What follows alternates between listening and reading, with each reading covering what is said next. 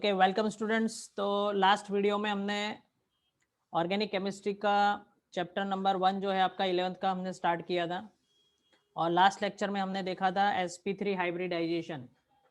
आज उसी की ऑर्गेनिक केमिस्ट्री सीरीज को हम आगे बढ़ाते हैं और आज देखते हैं sp2 हाइब्रिडाइजेशन क्या होता है। और मैंने लास्ट लेक्चर में भी आपको बताया था कि भी ऑर्गेनिक केमिस्ट्री आपके JEE point of view, NEET point of view और कॉन्सेप्चुअल बेसिस पे बोर्ड के लिए भी बहुत इंपॉर्टेंट है। ओके, तो आगे बढ़ते हैं sp2 हाइब्रिडाइजेशन। तो sp2 हाइब्रिडाइजेशन को समझने के लिए हम फिर से लेंगे कार्बन को लेंगे एक्साइटेड स्टेट में। एक्साइटेड स्टेट में उसका इलेक्ट्रॉन कॉन्फ़िगरेशन होता है 1s2 2s1 2s1 2px1 2py1 and 2pz1। अब यहाँ पे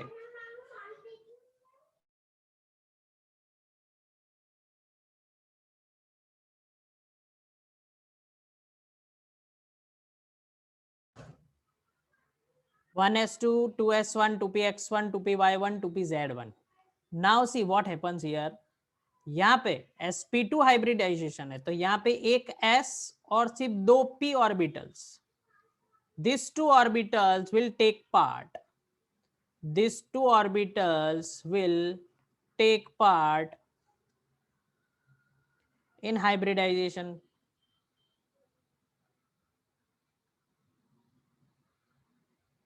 ओके, तो इसका क्या होगा वो अभी बाद में डिस्कस करते हैं।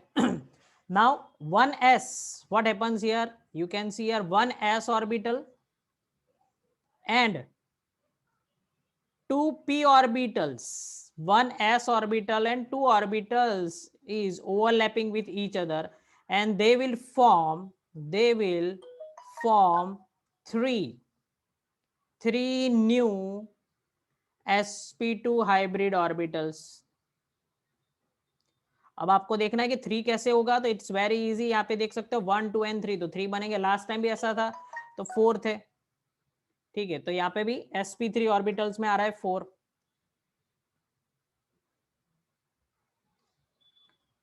तो form 3 new sp2 hybrid orbitals।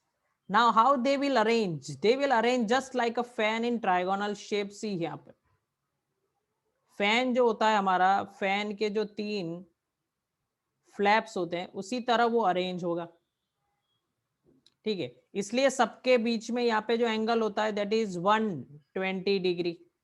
यहाँ पे जो एंगल होता है दैट इज व्हाट 120 डिग्री। अच्छा, लास्ट टाइम एक चीज याद रखना, sp3 हाइब्रिड ऑर्बिटल्स जो है उसके अंदर जो बॉन्ड एंगल जो होता है that is 109 degree, 109 degree and 28 seconds, ठीक है। तो ये याद रख लेना, लास्ट टाइम शायद नहीं बोला हो तो ये उसके अंदर ऐड कर देना। तो ये था 120 degree hybrid orbitals trigonal shape में होता है। अब यहाँ पे द क्वेश्चन ये है कि सर ये जो दिख रहा है 2pz ऑर्बिटल्स, उसका क्या हुआ। तो this will not take part in hybridization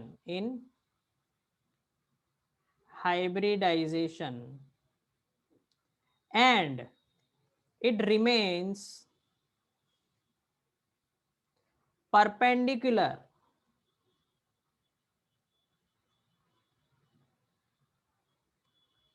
to the plane of the molecule। it will remain perpendicular to the plane of the molecule। that means अगर आप यहाँ पे देखो तो ये जो है यहाँ पे बिल्कुल बीच में, यहाँ पे देखो ये बिल्कुल बीच में एग्जैक्टली वो परपेंडिकुलर होगा, यानी 90 डिग्री बनाएगा वो, ठीक है। एग्जैक्टली वो क्या बनाएगा, उसके साथ 90 डिग्री बनाएगा। तो ये आपको याद रखना है, वो एग्जैक्टली 90 डिग्री बनाने वाला है, परपेंडिकुलर। अब थोड़ा सा आपको इसमें अभी और डाउट होगा तो इसके लिए हम एक एग्जांपल लेते हैं, तब आपको समझ में आएगा। तो देखिए एग्जांपल क्या ले रहे हैं हम, ठीक है। हम कौन सा एग्जांपल लेने वाले हैं, हम लेने वाले हैं sp2 जो हमने देखा था, sp2 का हम एग्जांपल लेने वाले हैं, ठीक है। तो देखते हैं, देखो sp2 का एग्जांपल क्या है।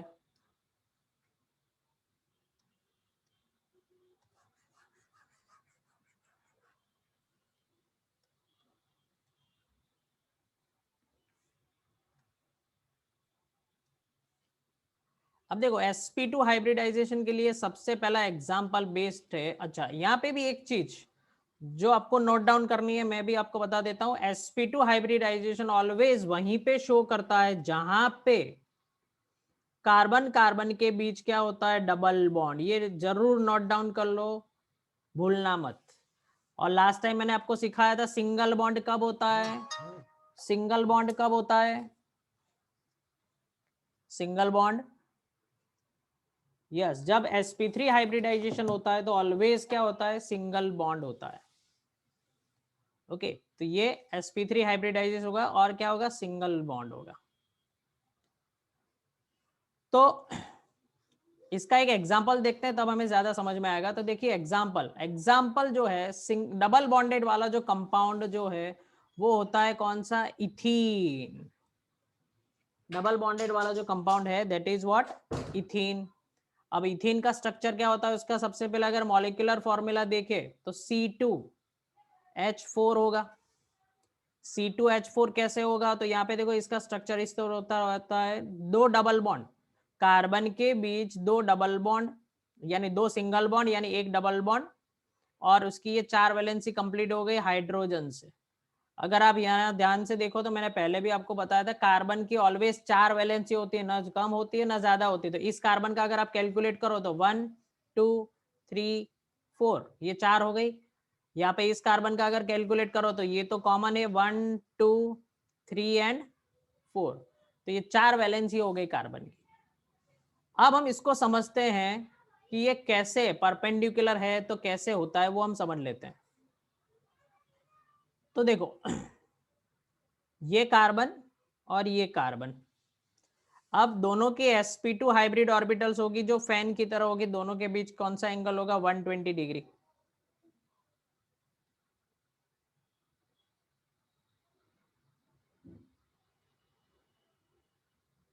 ये हो गया, यहाँ पे दोनों के बीच ओवरलैप होगा। Now this is the hydrogen जैसे लास्ट टाइम था, और यहाँ पे जो बन रहा है वो that is what, sigma bond. तो यहाँ पे एक सिग्मा बॉन्ड है, और दूसरा बॉन्ड जो होता है जिसको हमने केमिकल बॉन्डिंग में भी देखा था सेम चीज, that is what, pi bond. तो अब पाई बॉन्ड कैसे बनता है, तो देखो पाई बॉन्ड बनाने के लिए हमने आगे लिखा था कि भाई 2p-z ऑर्बिटल्स जो बॉन्डिंग में पार्ट नहीं ले रही है, जो बॉन्डिंग में पार्ट नहीं ले रही है वो यहाँ पे परपेंडिकुलर होगी। यानी अगर आप स्क्रीन में अभी देख रहे हो तो समझ लो स्क्रीन से वो आर पार जा रही है, ठीक है, यहाँ से वो स्क्रीन के पीछे जा रहे हो और यहाँ से आपके सामने आ रही है। यहाँ पे भी एक 2p-z ऑर्बिटल जो होता है, 2p-z ऑर्बिटल कैसा होगा, डम्बेल शेप। तो यहाँ पे एक डम्बेल जो होगा वो पीछे की तरफ होगा और एक डम्बेल आपकी तरफ होगा। तो इसको अगर 3 डायमेंशनली बताना है तो हम यहाँ पे इस तरह बता देंगे, ये देखो आपको इस तरह बताते हैं, ठीक है। ये और ये यहाँ पे ये भी क्या है, ये कौन सी ऑर्बिटल है जो बॉन्ड में पार्ट नहीं ले रही थी, वो ऑर्बिटल है 2p-z ऑर्बिटल्स। 2p-z ऑर्बिटल्स क्या काम करेगी, वो दूर से ओवरलैप करेगी अवे फ्रॉम द एक्सिस। अगर आपको केमिकल बॉन्डिंग याद है तो हमने देखा था it will overlap away from the axis, और वो क्या बनाएगा, हमें पाई बॉन्ड बनाएगा। तो ये यहाँ पे जो पाई बॉन्ड बन रहा है it is like this, okay. तो this is the example of what, sp2 hybridisation. चलो आइए देखते हैं एक और लास्ट हाइब्रिडाइजेशन। मैंने पहले भी कहा कि हाइब्रिडाइजेशन के बहुत सारे टाइप होते हैं, पर ऑर्गेनिक केमिस्ट्री को समझने के लिए sp2 sp3 और sp ये तीन इनफ है।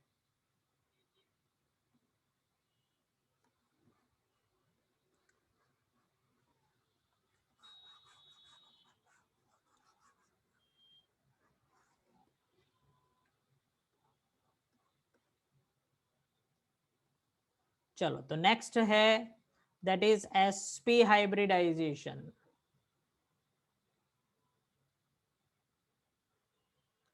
That is sp hybridisation.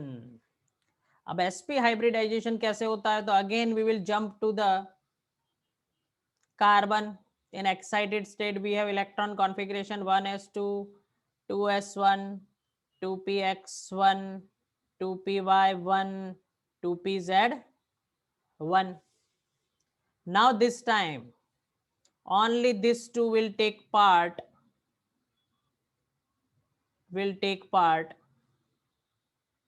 in the hybridization, and they will make two new sp hybrid orbitals.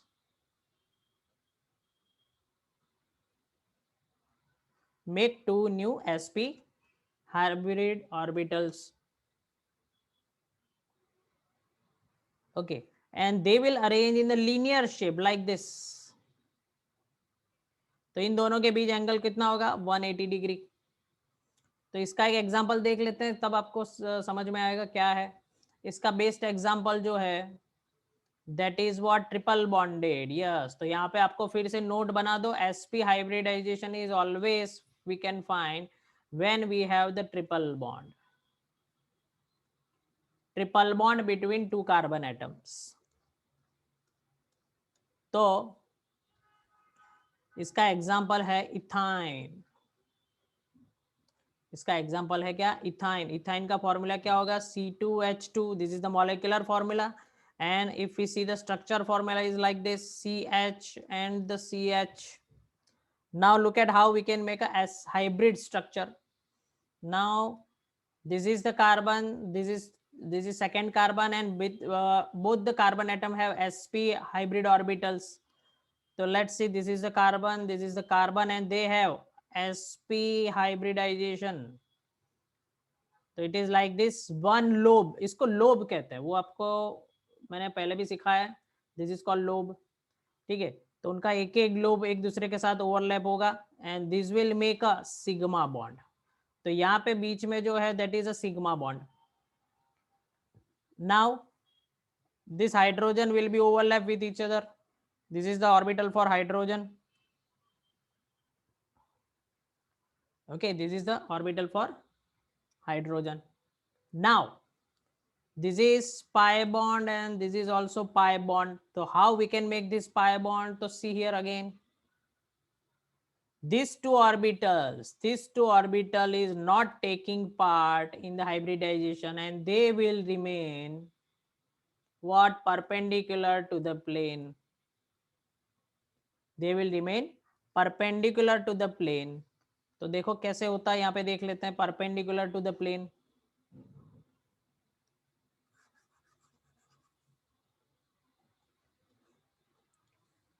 एक जो ऑर्बिटल होगा वो परपेंडिकुलर होगा. दोनों परपेंडिकुलर है. एक यहाँ पे इस तरह है, ये दूसरे कार्बन का, ये समझ लो 2py है, और एक और समझ लेते हैं 2pz. ये 2pz हो गया.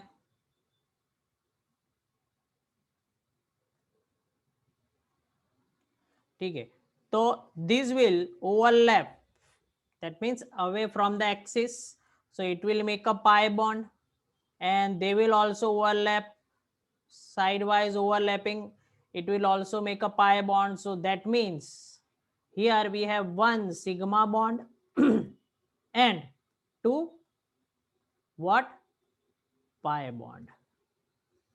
So this is the complete story of hybridization. Okay, this is the complete story of hybridisation. अगर आपको चैप्टर अच्छी तरह समझना है तो पहले सबसे पहला ये स्टेप है हाइब्रिडाइजेशन कैसे होगा. ठीक है, तो अब कुछ चीजें जेई पॉइंट ऑफ व्यू हम यहाँ पे देख लेते हैं. अगर बॉन्ड लेंथ की बात करें, हाइब्रिडाइजेशन और बॉन्ड लेंथ,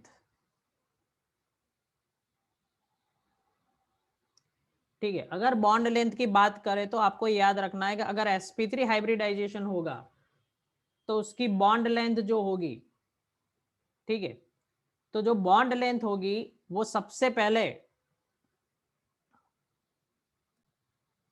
तो देखो बॉन्ड लेंथ तो हम एक्चुअली केमिकल बॉन्डिंग में भी सीख चुके हैं.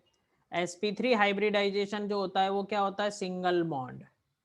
ठीक है, sp2 हाइब्रिडाइजेशन होता है क्या, डबल बॉन्ड, और sp हाइब्रिडाइजेशन होता है क्या, होता है क्या होगा, ट्रिपल बॉन्ड। तो ये सिंगल बॉन्ड है, ये डबल बॉन्ड है और ट्रिपल बॉन्ड है, ठीक है। तो हमने वहां पे भी इस तरह का एरो बनाया था, अगर आपको याद हो तो, केमिकल बॉन्डिंग में, ठीक है।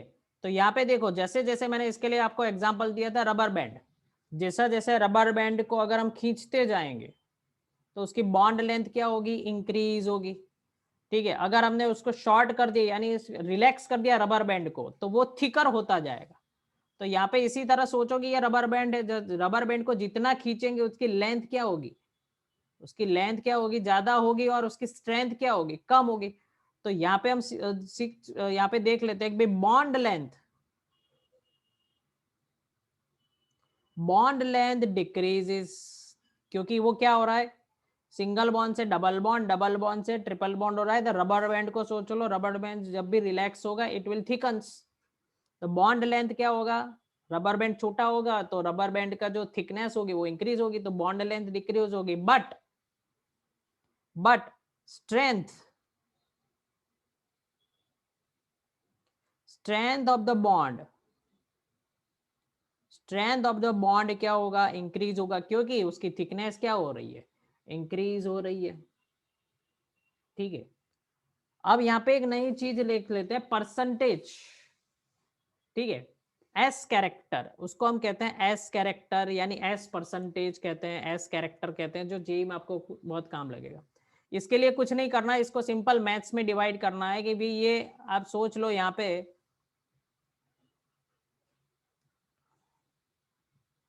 इसको आप समझ लो, एस जो है इसको आप एक्स ले लो और इसको 3x ले लो, इज इक्वल टू 100 ले लो। तो x की वैल्यू यहाँ पे क्या मिलने वाली है आपको, x इज इक्वल टू क्या मिलेगा, 25। तो s कैरेक्टर कितना हो गया यहाँ पे, 25% हो गया। और अगर p कैरेक्टर की बात करें, p परसेंटेज, तो कितना हो गया, 75%। अगर यहाँ पे बात करें तो इसको x ले लो, इसको 2x ले लो, इज इक्वल टू 100। तो यहाँ पे कितना मिलेगा, 3x इज इक्वल टू 100, तो x इज इक्वल टू आपका कितना है, 33.3%। तो ये s जो है वो कितना हो गया यहाँ पे, 33.3%। और P2 है यानी 2x की वैल्यू कितनी होगी, सिंपल मैथ्स, लीनियर इक्वेशन, 66.6%, ठीक है। और यहाँ पे देख लो, इसको अगर आप x समझ लो और इसको भी x समझ लो, तो ये क्या हो गया, 100। तो 2x इज इक्वल टू क्या हो गया, 100, तो x इज इक्वल टू क्या हो गया, 50। तो यहाँ पे दोनों 50-50% है। तो ये मैं आपको इसलिए बता रहा हूं कि आपको जेई में एस कैरेक्टर से क्वेश्चन पूछ सकते हैं, जेई में आपको एस कैरेक्टर से क्वेश्चन पूछ सकते हैं भी, S if S character increases what can you say about the bond length, तो बॉन्ड लेंथ क्या होगा, डिक्रीज होगा। देख लीजिए इसको, और इसको रिलेट करके आपको जेई में क्वेश्चन आ सकता है। तो this is important for JEE and NEET. मैं जब भी जेई बोलता हूँ तो इसका मतलब ये नहीं कि नीट में नहीं आएगा, ठीक है, बाय डिफॉल्ट जेई निकल जाता है। तो 25%, 33.3%, एंड इट इज व्हाट, 50%। और पी कैरेक्टर आप देख सकते हो यहाँ पे 70। तो पी कैरेक्टर के हिसाब से आपको क्वेश्चन आ सकता है कि भाई पी कैरेक्टर में क्या होगा।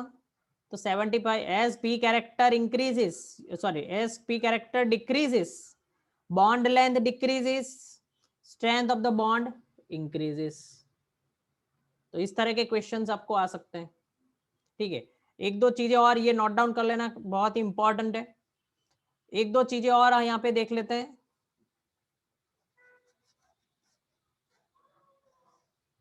इसी से रिलेटेड है। ऑलवेज रिमेंबर बॉन्ड स्ट्रेंथ,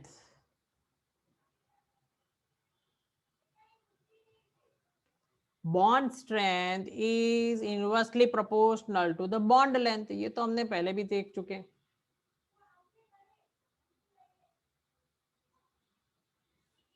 ठीक है। Bond strength is inversely proportional to the bond length.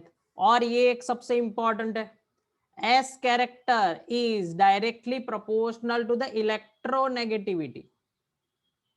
याद रखना, इसके बहुत सारे एमसीक्यू जेई में आते हैं। जैसे एस कैरेक्टर, तो यहाँ पे हम और चीज बना सकते हैं, देखो जैसे एस कैरेक्टर इंक्रीज हो रहा है, यहाँ पे क्या हो रहा है, एस कैरेक्टर इंक्रीज हो रहा है, तो बॉन्ड, ये जो मॉलिक्यूल है इसकी इलेक्ट्रोनेगेटिविटी भी इस डायरेक्शन में क्या हो रही है, इंक्रीज हो रही है.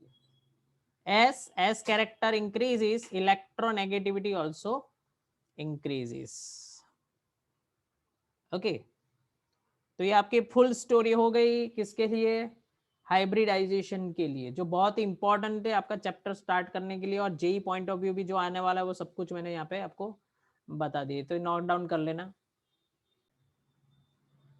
ओके स्टूडेंट्स, तो ये आपकी हाइब्रिडाइजेशन की स्टोरी यहाँ पे खत्म हो चुकी है. तो बहुत ही इंपॉर्टेंट पॉइंट है आपको बेसिक से स्टार्ट करने के लिए, और नेक्स्ट वीडियो में हम फिर से मिलेंगे कुछ और आगे टॉपिक लेके इसी का, यानी सुनिए इस सीरीज में मैं ट्राई करने वाला हूँ कि जैसे आपका एनसीईआरटी की जो टेक्स्ट बुक है उसका उसके हर एक पॉइंट को हम अच्छी तरह डिस्कस करेंगे, और बहुत ही इजी वे से हम डिस्कस करेंगे, जिससे जिसको भी प्रॉब्लम है ऑर्गेनिक केमिस्ट्री में समझने में, ऐसे बच्चों के लिए बहुत ही इंपॉर्टेंट है. और जो जो लोग को समझ में आ चुका है वो और इसको देख के और अपने डाउट्स और अपने कॉन्सेप्ट को और पक्का कर सकते हैं. ठीक है, तो इसी तरह हमारे साथ जुड़े रहिए वीडियो के लिए, और ऐसे ही वीडियो आपके लिए हम बनाते रहेंगे. और नेक्स्ट वीडियो के लिए आप वेट करिए, जब भी अपलोड होगा आपको नोटिफिकेशन मिल जाएगा, अगर आपने बेल नोटिफिकेशन को ऑन कर दिया है तो. और अपनी चैनल को सपोर्ट करिए मुझे, और इसको ज़्यादा से ज़्यादा शेयर करें. Thank you very much. Good bye.